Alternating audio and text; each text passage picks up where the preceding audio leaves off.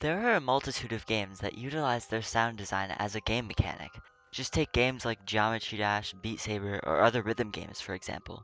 Audio has a wide range of uses, and when correctly implemented can greatly improve their game's MDA framework, that being mechanics, dynamics, and aesthetics. Good sound design is a crucial aspect of the Five Nights at Freddy's series, with sound cues as direct mechanics in-game, encouraging critical listening as dynamics, and setting the atmosphere as aesthetics. I will be analyzing and comparing the first 4 games in the series to see which effectively utilize their sound design and which could be improved upon. During FNaF 1, we hear several sounds that alert players to specific animatronic locations without seeing them. Freddy's laugh, Chica's kitchen sounds, footsteps, and the weird animatronic moan sound. These are all sounds that directly tell players about specific animatronic movement, if they're paying close attention, that is. This mechanic requires the players to pay close attention to the sounds they hear, so they can effectively conserve their power, which becomes especially crucial in the later nights. Rather than flipping up the monitor and looking for the animatronics yourself, you can't afford that, so you have to listen. However, you must also distinguish between sounds that are just there for pure aesthetic. The creepy atmospheric sound, the circus music, and Foxy singing are all red herrings that merely add to the atmosphere. They create fear as the player cannot correlate them to any animatronic movement. And of course, that long, dreadful power down sound effect, knowing the end is coming and there's nothing you can do, bringing the fear factor to an all-time high. The drawbacks this game has in its use of sound is the sounds becoming very repetitive after a while. As well, the office sounds do add to the atmosphere, but they often drown out other more important sounds.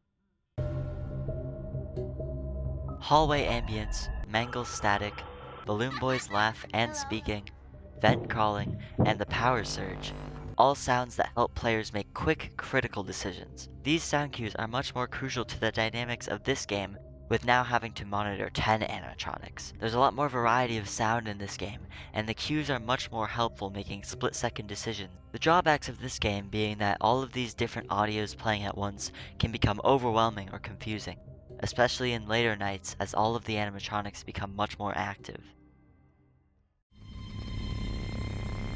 FNaF 3 is a very different case from the rest. The only sound cues that don't go alongside visuals that we get are the high-pitched ringing and vent crawling. However, a new mechanic introduced in this game is using sound to lure Springtrap to certain rooms.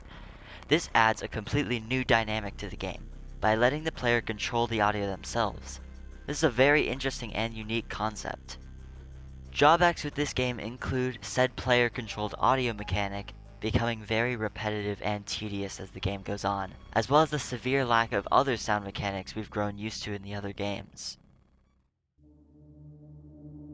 The atmosphere of FNaF 4 is significantly quieter than the rest, and it puts a huge reliance on sound cues. This time around, we get breathing, footsteps, and Nightmare Fredbear's laughter. Although very few, they are relied on very heavily. The lack of the office sound effects from all 3 of the previous games creates a much quieter, more suspenseful atmosphere, while the grandfather clock, crickets, and kitchen sounds create an eerie, nightmarish house environment. This game even has a blind mode, where you can play with a completely black screen, relying entirely on sound. This game takes the sound cue dynamics from the other games and brings it to an insane level. A drawback that this game has is that the breathing we're supposed to be looking out for is often mistaken for ambient noise, and that can lead to an instant death. From this, I've concluded that Five Nights at Freddy's 4 has the best use of sound, as it's the primary focus, while Five Nights at Freddy's 3 has the worst use, with its repetitive audio luring mechanic and lack of any other uses.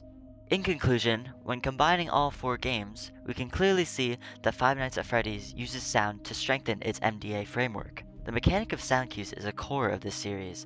The games wouldn't be the same without them. These sound mechanics create the dynamic of familiarity with certain cues, allowing the player to make critical decisions and base their gameplay around this mechanic in order to win. And the multitude of ambient sound that plays throughout creates that classic horror environment and aesthetic that the games strive for. From this, we can see that the game's MDA framework regarding sound is what makes the Five Nights at Freddy's games so successful in what they do.